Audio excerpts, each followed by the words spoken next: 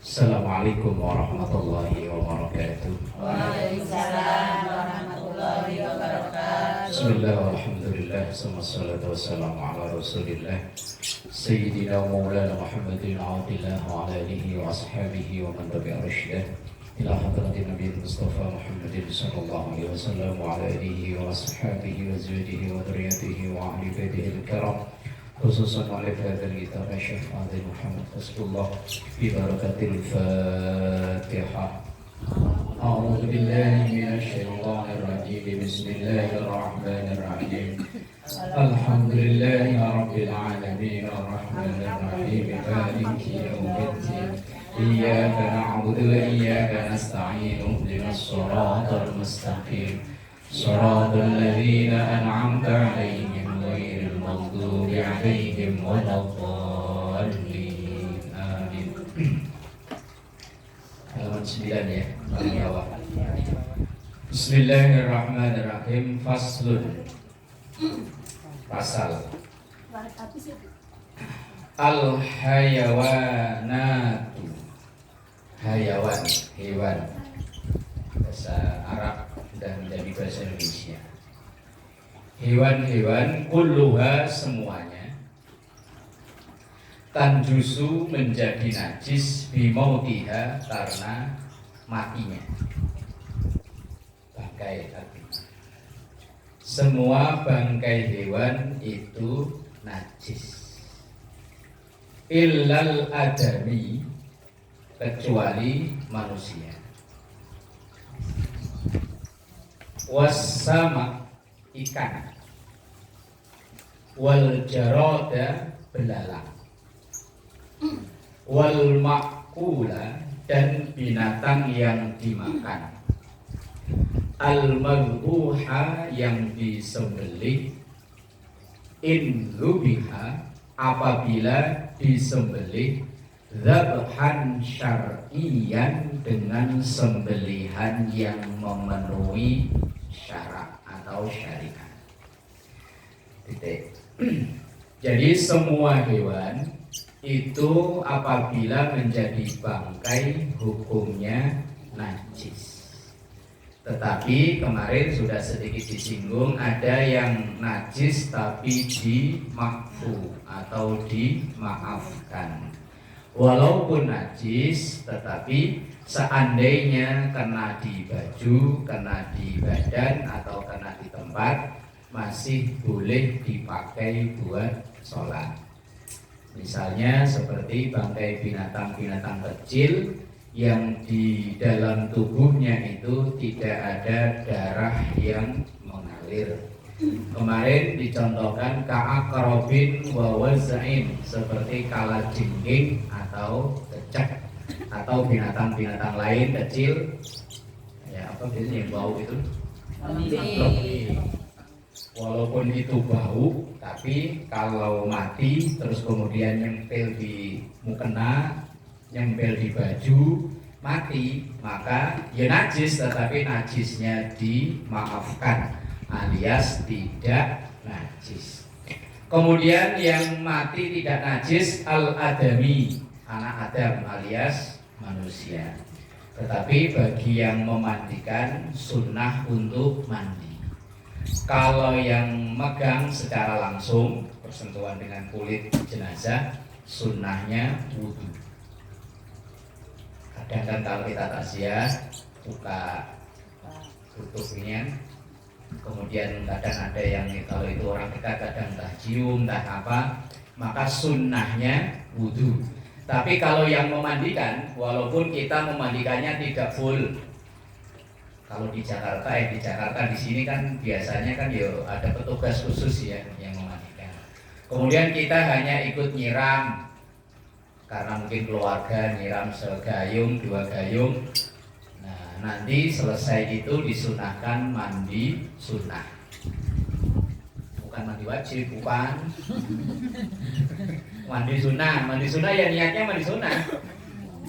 Kalau habis memandikan, walaupun kita tidak full ya, kalau kecuali yang petugas mandi memang full, kita loh yang entah keluarga, entah apa, hanya mungkin ikut nyiram, sesiram, dua siram, ya sunnahnya mandi. Kalau yang megang secara langsung kulitnya, maka sunnahnya wudu. Kalau enggak, ya enggak. Kalau sunnah, kalau enggak ya enggak apa-apa, wong sunnah kok. Ya ora apa-apa, enggak wajib kok. Hanya sunnahnya wudu. Kalau yang mandiin sunnahnya mandi sunnah.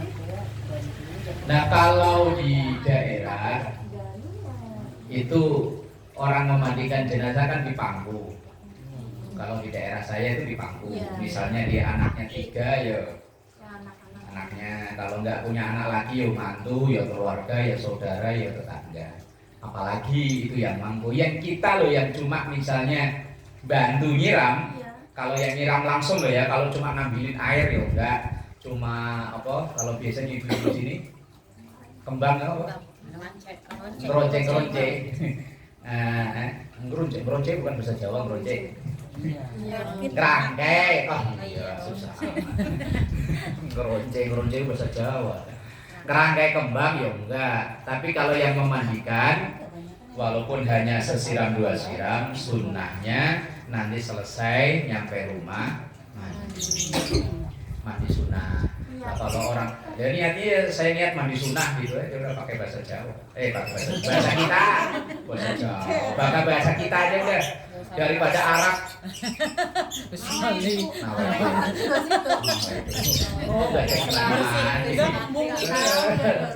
Keburu habis airnya mah belum nyiram-nyiram baru menawa itu.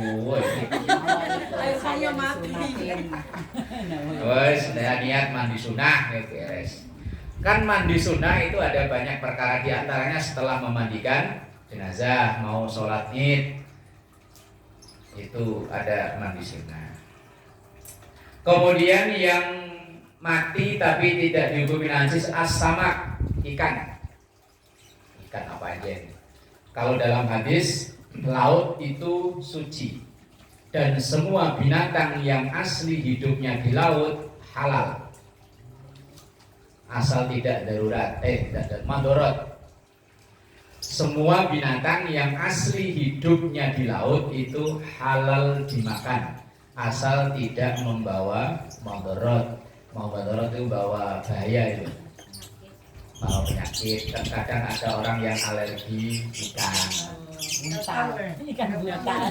Ya ikan apa aja lah, ikan tongkol, ikan apa. Kadang ada orang yang alergi kan habis makan malah gatel-gatel. Prinsip dalam Islam, semua yang diciptakan oleh Allah makanan itu kan prinsipnya 3. Halalan, thayyiban, wala tusrifu. 3. Yang pertama halal dulu. Lah kalau semua hewan binatang yang hidup di laut itu prinsipnya halal.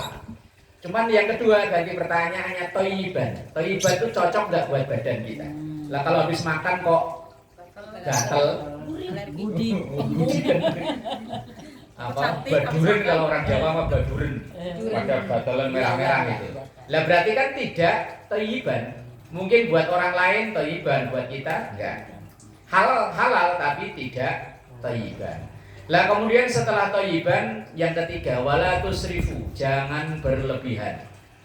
Giliran makan enak nambah sampai gelegek amat masih ada, daripada dibuang mubazir nambah lagi.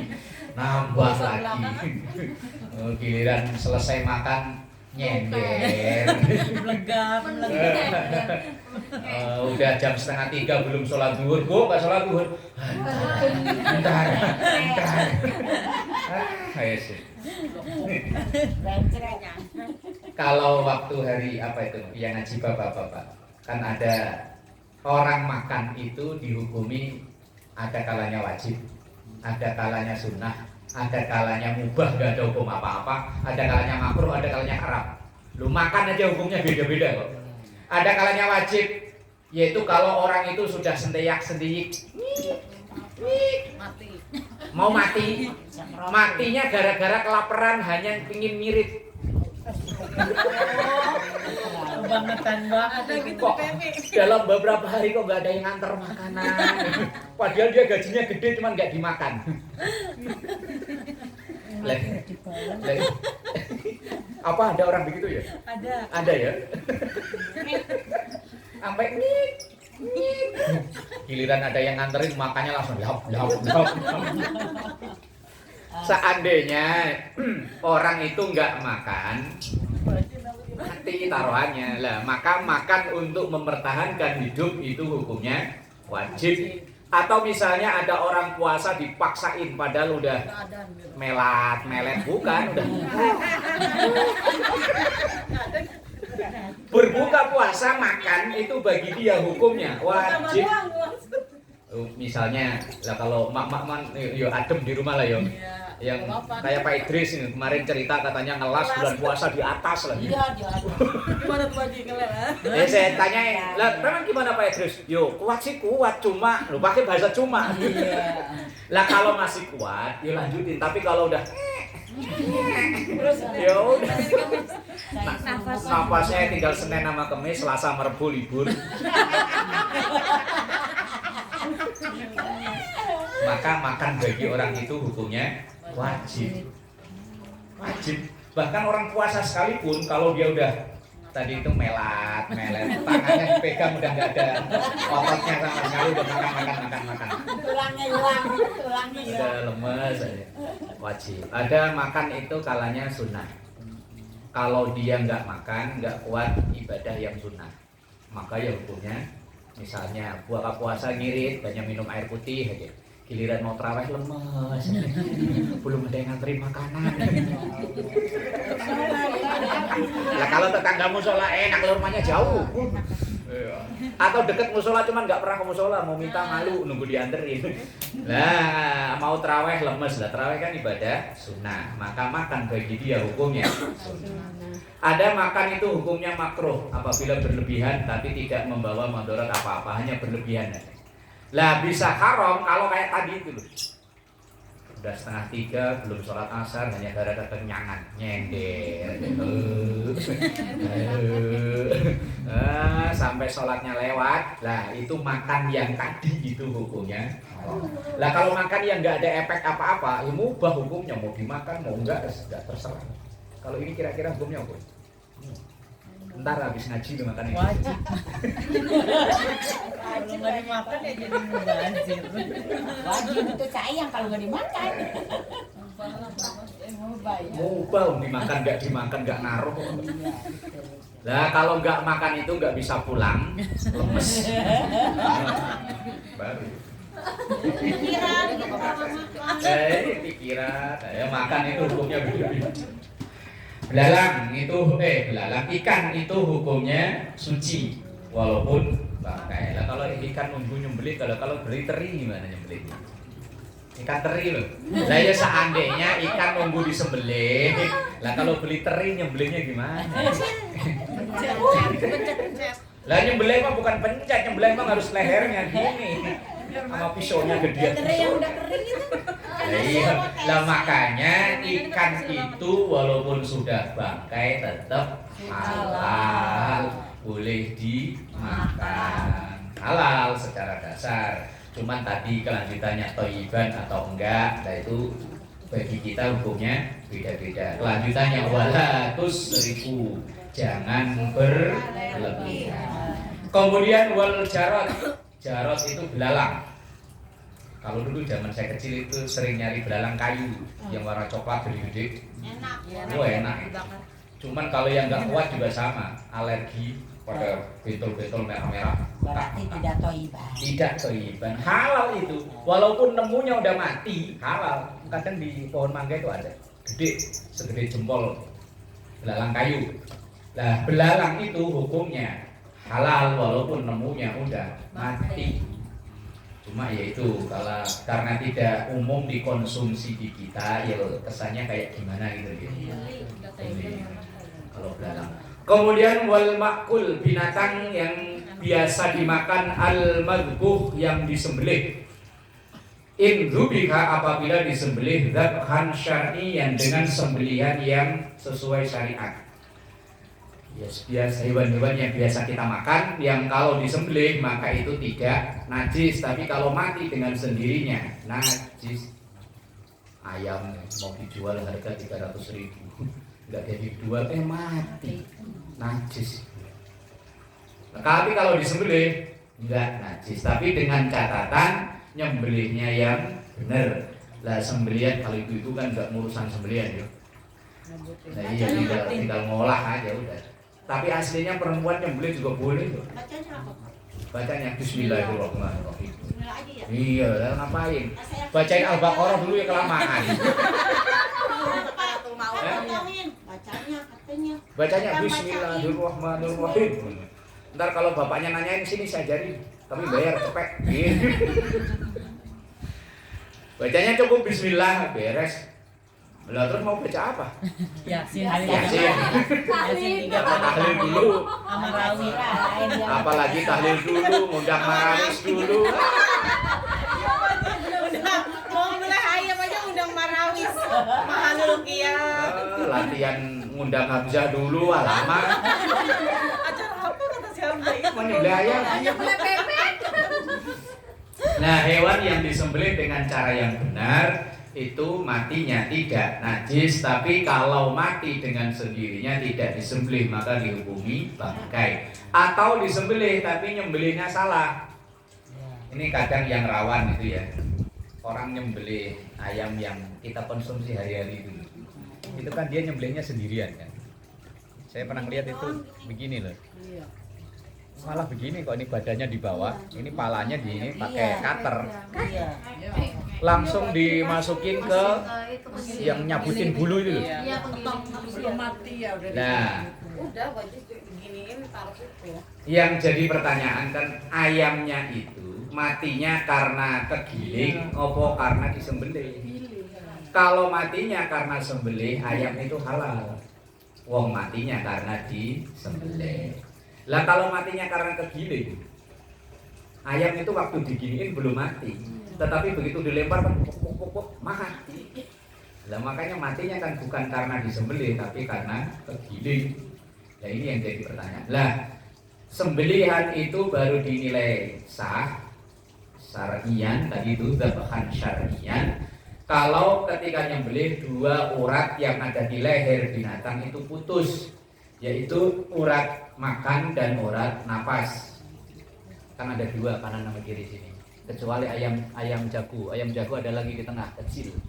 Itu kalau nggak putus ya nggak mati. Nah itu harus putus tiga. Kalau yang lain cuma dua. Sapi gede juga dua. Agak kanan gini sama gini. Itu kalau udah putus, udah halal, udah syar'iyan berarti. Lah kadang yang jadi masalah kan ininya nggak putus, hanya pokoknya ada bekas luka gitu, ada bekas luka kemudian dilempar ke gilingan itu yang bahaya. Lah terus kita gimana? Lah kita yang berhusnudon, berprasangka baik bahwa ayam itu matinya dengan cara disembelih yang benar. Lah walaupun ada orang yang sangat hati-hati kalau beli ayam itu ya beli hidup kemudian disembelih. Dia tukang sembelih cuma dia ngeliatin. Lah kita mau beli ceker sama sayap aja. Udah gitu tawar lagi. Oh, itu timbang beli sayap sama ceker sama tunggir aja nungguin. Sama kerongkongan. Lah ya makanya kita yang berhusnudzon bahwa yang nyembelih itu ya tahu hukum.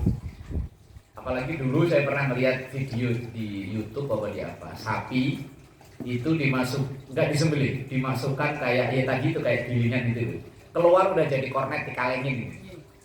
Ya itu nyembelihnya gimana? Terus kotorannya misainnya gimana? Yes, tapi ya boh apa itu bener apa enggak kan kita nggak tahu ya. Yes, kita ya berhusnudzon tadi, berprasangka baik bahwa yang kita beli itu sudah melalui proses yang benar alias yang halal itu tadi. Wajuluduha dan kulitnya, kulit binatang yang mati bukan karena disembelih loh ya ini. Kalau yang disembelih mau udah jelas. Yang mati tidak disembelih tathuru bisa suci dibagi dengan disamak. Disamak itu kulit, misalnya ada sapi gede mati, daripada dibuang sayang, dikumil kulitnya boleh. Kulitnya diambil kemudian disamak. Disamak itu dimasukkan ke tempat wadah air kayak drum misalnya, kemudian dikasih bahan-bahan yang pahit. Kalau dulu orang kampung pakai gamping, kalau orang Jakarta apa ya gamping itu? Kayak kapur itu.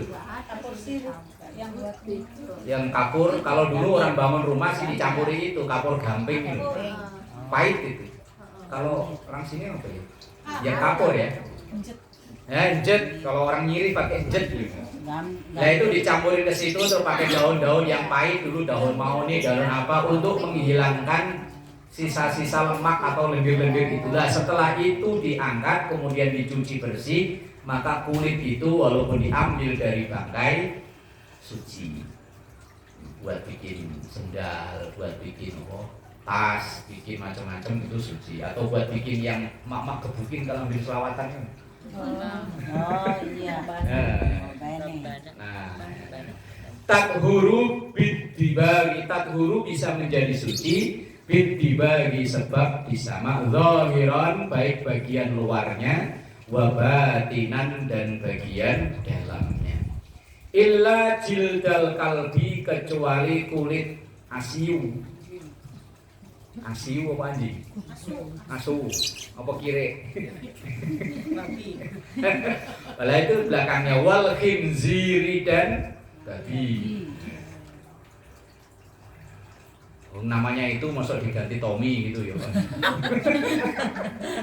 Ya kan namanya emang itu. Lah kalau dari kulit anjing, kulit asu, kulit babi atau celeng, yes nggak bisa. Itu namanya najis. Tetap najis nggak bisa. Wal mutawallidi, atau yang lahir minhuma, dari keduanya, dari anjing maupun babi. Lah yang keluar dari anjing ya anjing lagi lah ya. Masa ikan. Au min ahadihima, atau dari salah satu anjing dan babi. Misalnya ada kambing selingkuh sama babi. Jadi cecak. Umpama sondesip itu. Sondesip itu yang jaga anjing kan? Iya. Nah, lah di situ ada kambing betinanya pacaran, jadi lahir.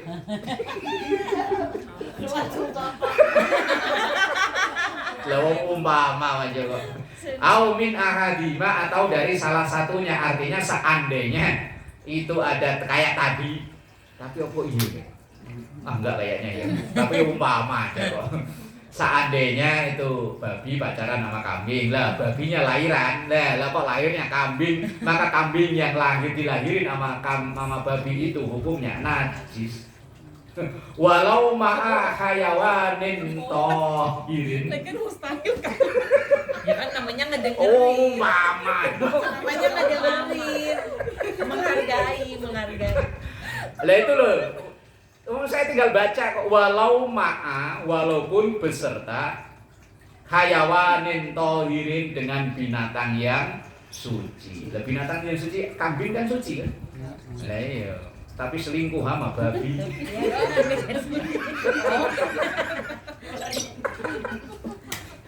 Jangan dibayangin yang enggak. Seandainya. Lah iya loh. Masa orang doang sih? Lah Iya. kayak cerita Sangkuriang nih. Iya kan, siapa Dayang Sumbi, lakinya asu kan. Iya. Anaknya kan asu. Lakinya kan asu. Tapi cerita apa bener kok enggak ya sembuh.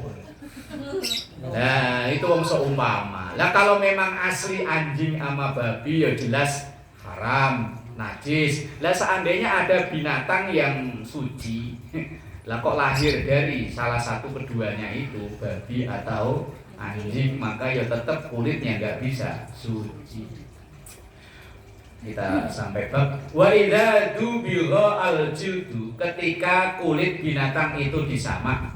Walam yugsal dan tidak dicuci ba'da dabghihi setelah disamak sara mutanajjisan, maka hukumnya itu mutanajjis. Mutanajjis itu benda suci yang kena najis. Misalnya kita jalan injek tai ayam, yaitu kaki kita namanya mutanajjis. Wong kaki kita itu aslinya suci, terkena najis itu namanya mutanajjis. Kalau najis itu memang asli bendanya najis, biar dicuci ribuan kali ya tetap najis. Tapi kalau mutanajjis itu benda suci yang kena najis, maka kalau dicuci ya balik lagi menjadi suci. Lah kulit yang disamak yang belum dicuci, maka fala yahillu istimaluhu, tidak boleh dipakai ma'ar rutubati ketika masih basah. Wala tasihhu dan tidak sah as-sholatu sholat ma'hu memakai kulit yang disamak itu tadi illa ba'da ghuslihi, kecuali setelah dicuci. Seandainya kulit yang disamak kemudian dijadiin sejadah, nah kalau itu belum dicuci setelah disamak, maka ya belum suci, statusnya masih mutanajjis. Mutanajjis itu sesuatu yang bisa menjadi suci ketika dicuci. Babu nawaqidil wudu, wallahu a'lam bissawab. Mana Pak? Ini nggak ada.